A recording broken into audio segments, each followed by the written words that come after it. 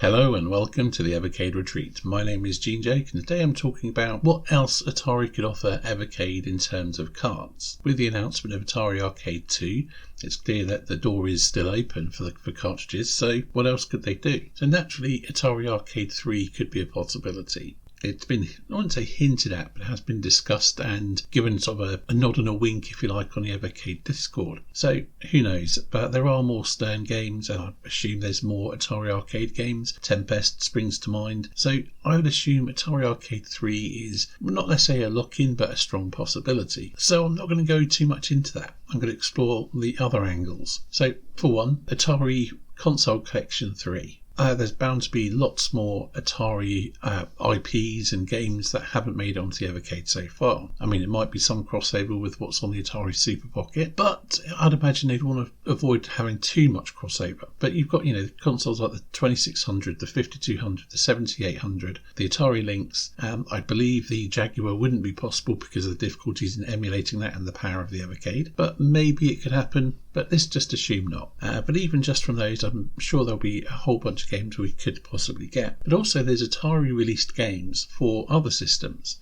Tempest, I think it's 3000 or 3K, whatever it's called, was released on the Sony PlayStation. So that could make a good addition. I think Tempest 2000 on the Jag was absolutely fantastic. I never played the PlayStation version, which was, I suppose, a sort of sequel or update. But again, I think that would be a really good addition. And I've no doubt there's much more in the way of, traditionally Atari games that could make up an Atari console collection. But again, this isn't really what I want to go into. I want to go into their other IPs of things that they've bought from other companies or things that were under the Atari banner later in their life. For example, Atari owned the Accolade brand and their games, which also includes the Bubsy the Bobcat games, which I have a feeling will eventually make it to Evercade anyway. But they didn't just do Bubsy. My understanding, they did a lot of licensed games or sports games, so they could be problematic. But I'm going to go through the games that are listed on the Atari IP list through their website. So there's the Big Air series, which is a snowboarding game, started out on the Sony PlayStation. So being a PlayStation game, that could be possible. Being sports based, I don't know if there's any licenses in there that might be problematic though.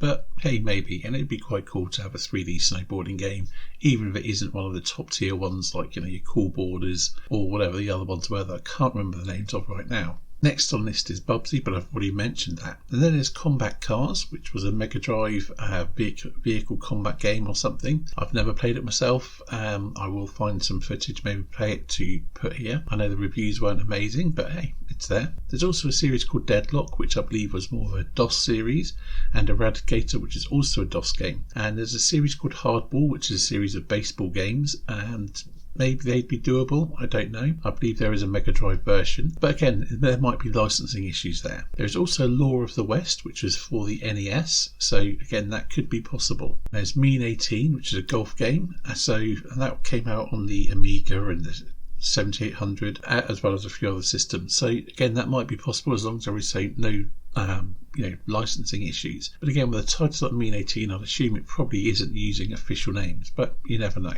There's a vehicle combat game Redline, which I think is DOS, so probably not really an option for a console cart, but maybe a blue cart along the line. Then beyond that, you've got the Shut Up and Jam Summer Challenge and Winter Challenge, which we already have on the Pico Collection 2 from when they were owned by Pico, funny enough. So while that doesn't sound like a huge amount viable for an Accolade cart, and again, I don't know if Accolade would be a big enough name to warrant a whole collection, but they also own games that were released by Ocean or Infogrames and GT Interactive. There's games that are owned by Night Dive and Digital Eclipse. I'm sure many of these probably wouldn't be suitable for the Evercade. Forsaken, which I believe was remastered or remade by Night Dive. The original PS1 version of that would run on the Evercade. There is Mr. Nuts, released by Ocean. Would make a very good addition to the Evercade. It's a stronger platformer than the Bubsy games, in my opinion. You've got a Mega Drive and Super Nintendo version. There's also an Amiga version of Mr. Nuts as well, which I think was a different game. And there's a prototype of Mr. Nuts 2 out there somewhere, I think. But anyway, I think that would be a good addition. Under GT Interactive, there was Critical Depth, a underwater vehicle combat thing, apparently inspired by Twisted Metal. I've never played it. It looks like it could be okay. Have some footage here as well. And under Infogrames, there's Draken and Dragon View, which are on Pico 1. They're under Atari now. And there's various other games I'm not very familiar with. You've also got the Microprose games, but I believe they'd probably be better for a Blue collection, if they'd even work for the Evercade, as they might have more keyboard shortcuts and inputs that you'd need. So I don't know how viable those would be. Overall, this has been quite a broad overview of the games. You can find the Atari IP list on their website or through Atari Age forums. You can go and have a look and see what they have. You might recognise more of the names than I do. Also, they have the Intellivision stuff, although I'm not sure there's enough Intellivision games that would be viable for the Evercade to make up another collection. My understanding was that Blaze used all the viable games on the two collections I've had so far, but maybe Atari have the rights to some which weren't an option before and would be viable. Whether they'd be on a Intellivision 3 or could be fit on another collection, I've no idea. But there's definitely, I think, the potential for an almost Pico style collection from Atari, and I think a bit of variety of different games. Some of these, I wouldn't say lesser known, but lesser loved rental games, if you like. Could be quite good. I have a soft spot for the Pico collections. They're not always good games, but there's a bit of discovery. And as I've said many times before, game preservation or nostalgia isn't always about the best games.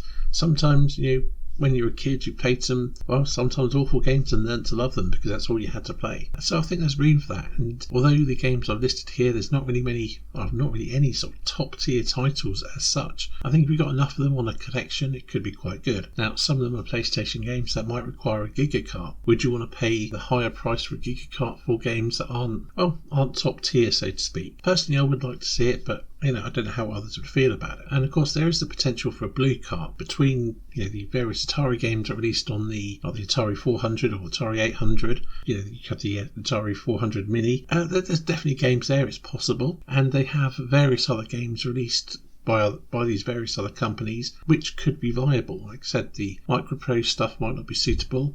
Infogrames definitely did some. Obviously, Infogrames bought Ocean, so they got some of their games. Head Over Heels was a very good game. I think that would work well on the Evercade. And there's various other ones. I won't go into all the possibilities and list them, but I might have a little bit of footage on screen around now. But again, I do think an Atari Blue Cart would be very viable. The Star Raiders games would be really good. I have a soft spot for Star Raiders 2. I think that was on console as well. I can't remember. I only played it on the Atari 800, I think. But yeah, there's definitely potential for more from Atari outside of what you would expect from Atari. So I do hope we see something along these lines, or some of these stuff come to Evercade at some point. Who knows? I mean, maybe we could even see some of the Atari Recharge stuff come to Evercade running natively or something. I've not played them. I don't know how demanding they are compared to the Evercade hardware.